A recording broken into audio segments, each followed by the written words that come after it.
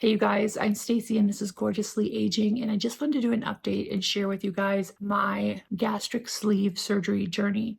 So I am 3 days post-surgery. My surgery was on Tuesday. It's now Friday, so 4 days if you count surgery day. And I just wanted to let you know kind of how it went and how I'm feeling now 4 days later, as well as what I've lost as far as weight. I was on a liquid diet 1 week leading up to surgery, and now I'll be on a liquid diet 2 weeks post-surgery. There is a progression where you progress to a more pureed diet. That'll be on week 3, and then we'll move up to more solid foods. So it's important to follow that progression to give the stomach time to heal. So I'm not looking 100% today. I'm still a little bit tired, and I have a little bit of abdominal pain, especially if I move the wrong way, or bending sometimes hurts, similar to what I would say is like healing from a C-section, except for it's up a little higher. So the one thing that did surprise me is the pain that you get from gas in your abdomen area. So what they do is take CO2 gas and they kind of inflate the abdominal area so they can move around a little bit better. And you're left with some of that CO2 gas in your abdominal cavity after you go home. That kind of presses up on your chest and into your abdomen, so you feel some chest pain and discomfort from that gas. One of the things they do recommend is walking as often as you can.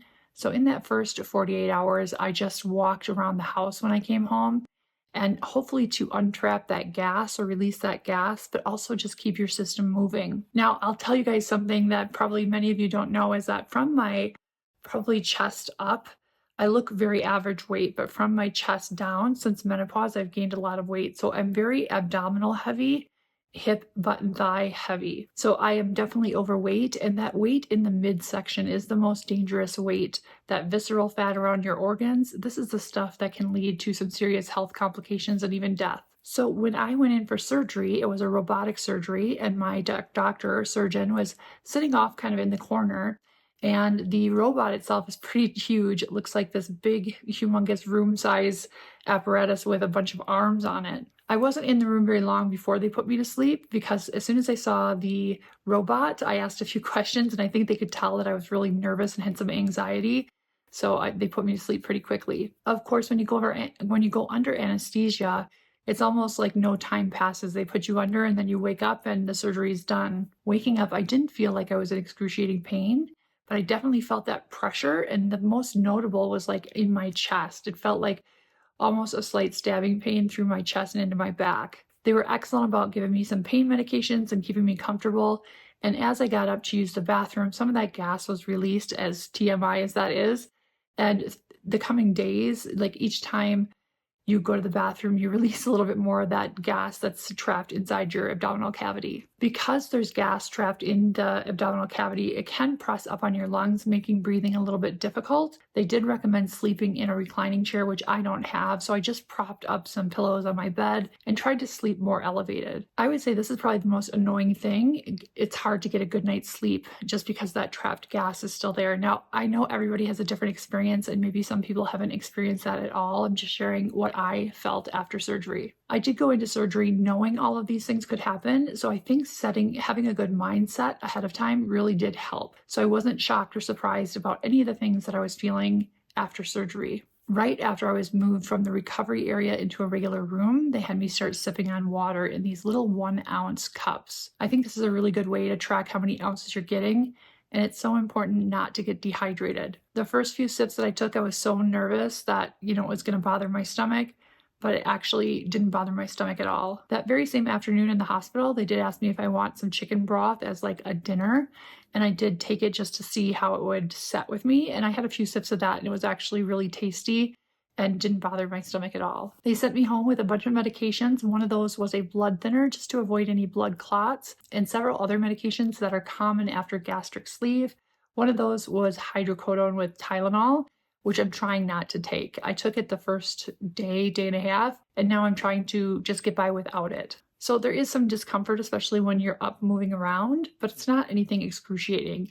I actually wanted to get some walking in yesterday, so I went to Target and just pushed the cart around, got a few things we needed for home, and it was really nice to get out and walk.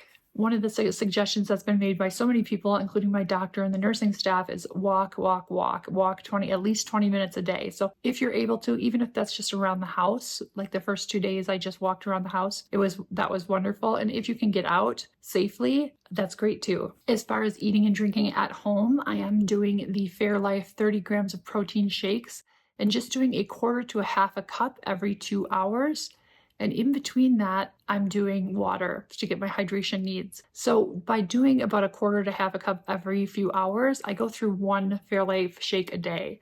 So just to put that in perspective, after surgery, while you're letting your stomach heal, you're really only getting about 150 calories. In my experience, there's no hunger at all. Even drinking those shakes every 2 hours, I didn't feel a sensation of hunger. I just knew I needed to reach a protein goal, and I knew my body would need that. So I made sure even without hunger, I drank a little bit of the protein drink. And it is important if you start to sip on your protein drink and you just don't feel like you have room for it or that you need it, that you stop, save it for the next meal. I've been doing my little breathing exercises, and this is just to help get any mucus out of your lungs from the surgery. Now, something a little bit scary did happen to me, and this morning at about 2:30, I got up to use the bathroom and there was blood in the urine. I did call the on-call people. They did connect me with Dr. Long. Thank you for waking up at 2:30 in the morning, Dr. Long. And he said it's probably just a small kidney stone. I didn't feel a lot of pain. I just noticed there was some blood in my urine.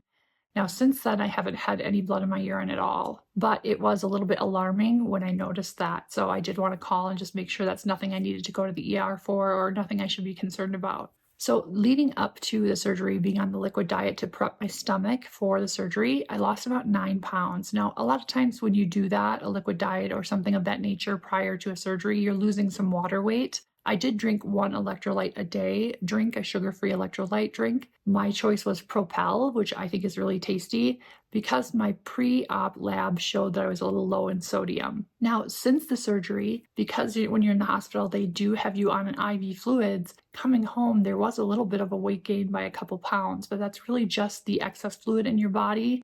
And now that has regulated and that has come off.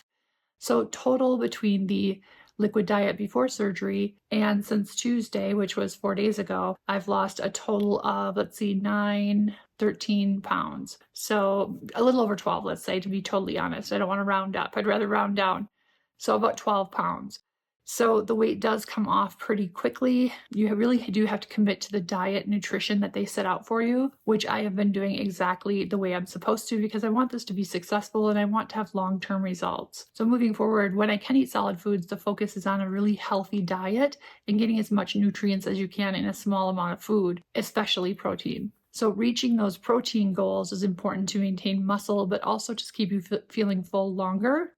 And so this is what I plan to do, and I plan to incorporate it in the way that I cook for my family as well. So overall, even though I've had some discomfort, I have no regret. I feel like this was the right choice for me. I feel like moving forward, this is going to be a tool to help me stay on track with my nutrition needs and my diet, and it's going to keep me focused on making good choices.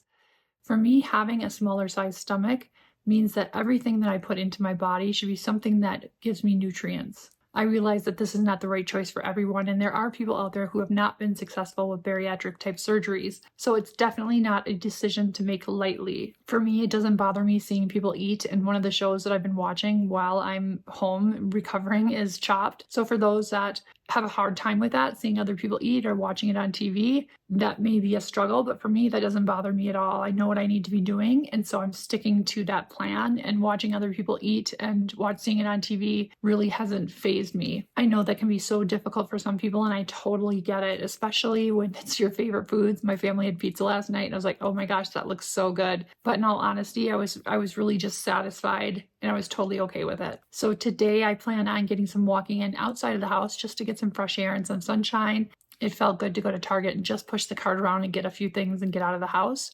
Those first 48 hours, I felt good staying at home. I felt like I just needed to be home, walking around my living room, not go too far from home. But each day it gets a little bit better, and I feel a little bit more like I'm okay to go out and about and that I'll be just fine. I think when you're on the hydrocodone with Tylenol or whatever that pain medication is, you can be a little lightheaded. So when I was taking that the first few days, I really didn't want to go anywhere or drive anywhere, of course. But now that I'm kind of off that, for me, I'm okay with the discomfort level. It's not terrible. I feel like I can drive around a little bit more and do some things outside of the house that make the day go by faster and just allows me to be more active during the day. So that is my very first update, how the surgery went, how I'm feeling, and the weight that I've lost so far. Now, the big thing for me is going to be weight training because I not only want to lose weight, I want to be healthy and vibrant and strong. My biggest goal is to get off the blood pressure medications and to get my cholesterol down and to be the healthiest version of myself at my age. So I know at 52, I'm not going to be as fit as I was in my 20s, but I want to be as fit as I can for my age. If you like this video, please give it a thumbs up. And you can always comment in the comment section below. If you haven't subscribed, I welcome you to subscribe and be a part of the Gorgeously Aging community. It's totally free. You can also find me on all other social platforms. Just search at Gorgeously Aging and you'll find me there. Thanks so much for sharing a piece of your day with me. I will see you in my next video.